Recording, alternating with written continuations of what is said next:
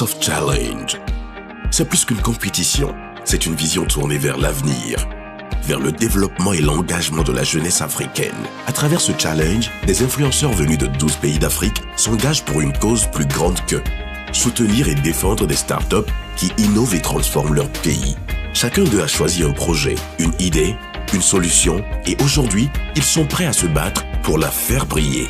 Mais dans ce défi où conviction, créativité et impact feront la différence, qui réussira à convaincre. House of Challenge. Haïti est un pays au riche patrimoine culturel et historique.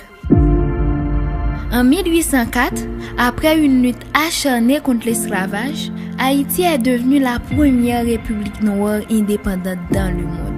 Nos ancêtres ont lutté pour la liberté, la dignité et la justice, et cet héritage continue d'inspirer le peuple haïtien.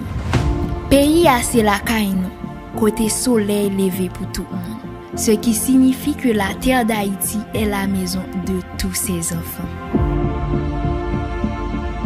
Malgré cette histoire glorieuse, Haïti fait face à de nombreux défis.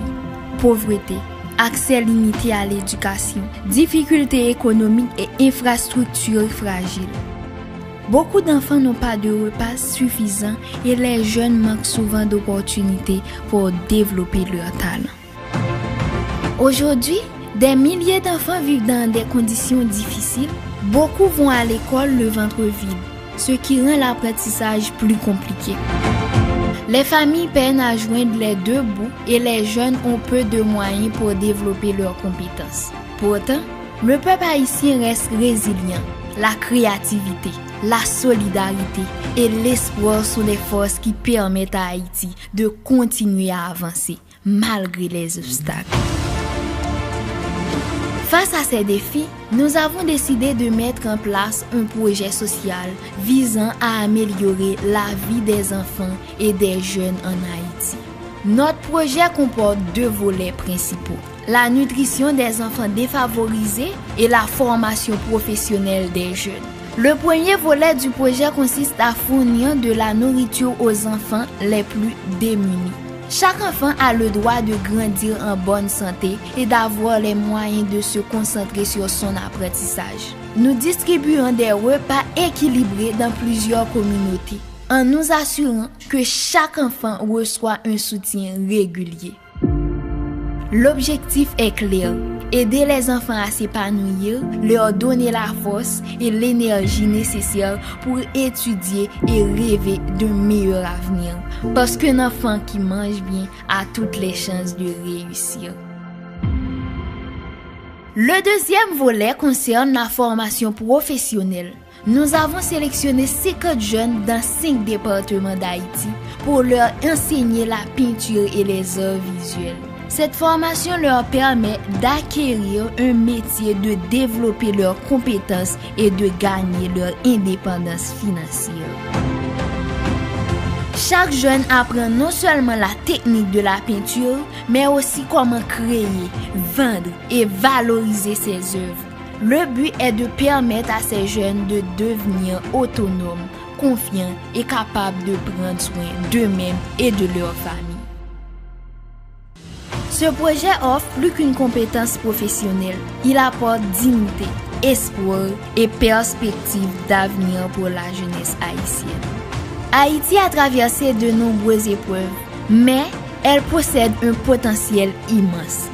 En aidant les enfants et les jeunes, en leur donnant nourriture, compétences et confiance, nous contribuons à bâtir un avenir meilleur pour le pays.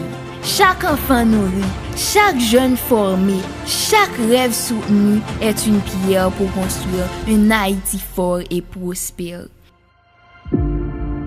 Ensemble, avec solidarité et action, nous pouvons changer des vies et offrir à Haïti un demain rempli d'espoir.